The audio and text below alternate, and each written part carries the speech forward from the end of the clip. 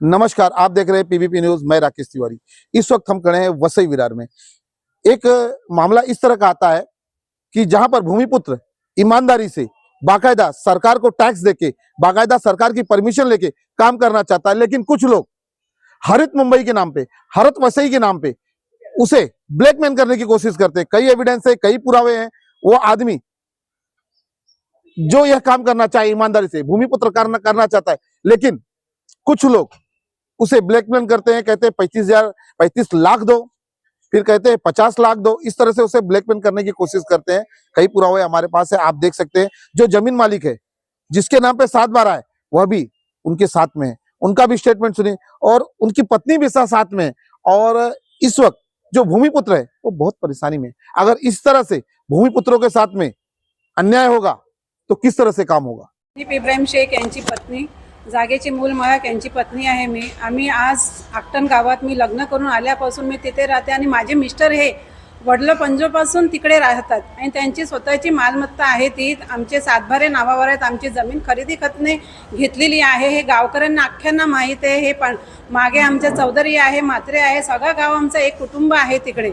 आणि आज अशी आमची परिस्थिती आली आहे का आमच्या जागेत थोडासा वाद होता। आम्ही तो समंजसपणाने तो वाद मिटवला आणि आम्ही विकसित करण्याकरता श्री प्रसाद इरकर यांना ही आमची जागा आम्ही स्वखुशीने दिली। आणि जो काय पेपर व्यवहार झाला आमचा तो आम्ही व्यवस्थित प्रमाणे केला आणि कोणाला त्रास न देता, जे काय थोडेसे भाडे मालक होते, आमचे भाडेकरू होते, त्यांना सविस्तर त्यांचं जे काय असेल अनुदान ते देऊन त्यांना तिकडनं खाली केलेलं आहे। आणि जे आपसात आमचे वाद होते ते आम्ही मिटवलेले आहेत।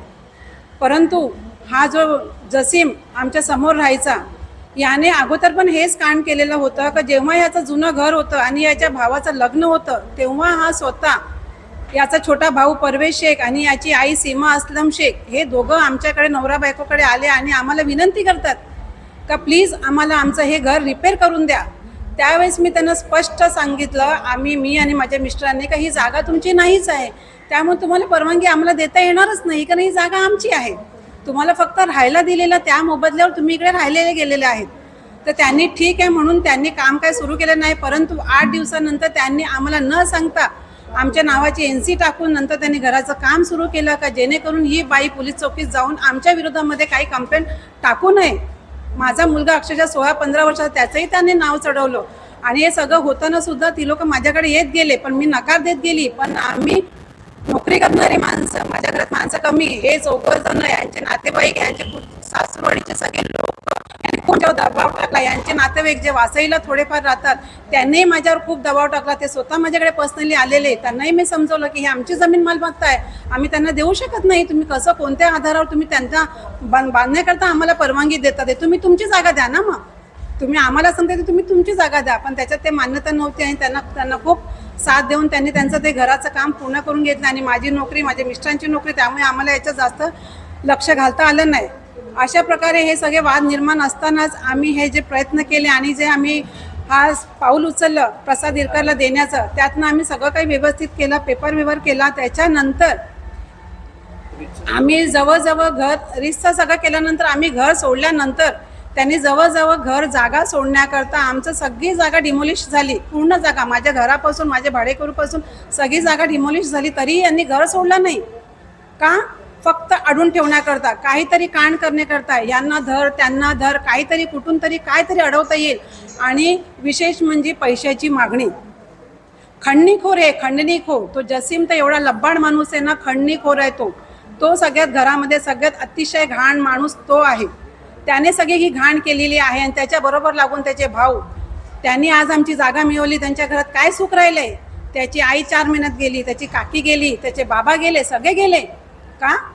वरचा न्याय आहे, देवाचा न्याय आहे। तुम्ही कोणाचं बळकवाल, देव तुमचं बळकून घेईल, हे त्यांना प्रत्यक्ष देवाने दाखवलेलं आहे। पण आम्ही कधीच अशी इच्छा केलीच नव्हती का त्यांचं कधी वाईट व्हावं म्हणून। आम्ही त्यांना दिलं, आमच्या माणसाने त्यांना दिली, चांगली काही भक्कम रक्कम दिली त्यांना। न्यूज चालू आहे, पण तिकडे आम्हाला काय म्हणणं मांडण्याची संधी आम्हाला दिली नाही की आमचं काय म्हणणं आहे ते तर ऐकून घ्या। तर आता कसं झालंय, भूमिपुत्राने काम करायचं की नाही करायचं? तर मराठी भूमिपुत्र काम करतो, म्हणजे असं की मारवाडी गुजरातांनी काम करावं, मराठी माणसाने काम करायचं की नाही करायचं? आणि 100% लिगल आहे, मालक सोबत आहेत, रितसर सातबारा विकत घेऊन काम करतोय, 1 रुपयाचे इलिगल नाही, महापालिकेचे 100% चार्जेस भरलेले आहेत, सगळं करून बांधकाम करतो तरी एवढ्या अडचणी येतात आहे. बरं सीसी रद्द केली त्याच्यानंतर आम्ही एवढीची ऑर्डर आणल्यानंतर पण ते सांगतात की आम्ही आमच्या महापालिकेच्या पॅनलच्या ऍडव्होकेटचा आम्ही हे घेऊ, सल्ला घेऊ आणि मग आम्ही तुम्हाला सीसी देऊ. याच्यामध्ये असं झालेलं आहे की मी तर काही चरस गांजा तर विकत नाही, 100% लिगल काम करून लिगल काम करणाऱ्याला एवढा त्रास होतो, इलिगल काम करणाऱ्याला त्रास होत नाही. आता मिलिंद खानोलकर यांचं रिसॉर्ट आहे इथे तेजुनिधी मधून आहे, भास्करआळीमध्ये. आज 5000 फूटचा रिसॉर्ट आहे. मी तर परवानगी घेतली होती आणि मग माझी परवानगी रद्द करण्यात आली. त्यांनी तर काही किती म्हणजे 30-40 वर्ष झालं त्यांचा रिसॉर्ट इलिगली चालू आहे. मोबाईल टावर आहे, 5000 फुटाचं बांधकाम आहे. त्यांना 15 दिवसाची तोडण्याची नोटीस दिलेली आहे महापालिकेने. इलिगल कन्स्ट्रक्शनला 15 दिवस देतात आणि मी कन्स्ट्रक्शन परमिशन घेऊन मला 7 दिवसाची मुदत दिली.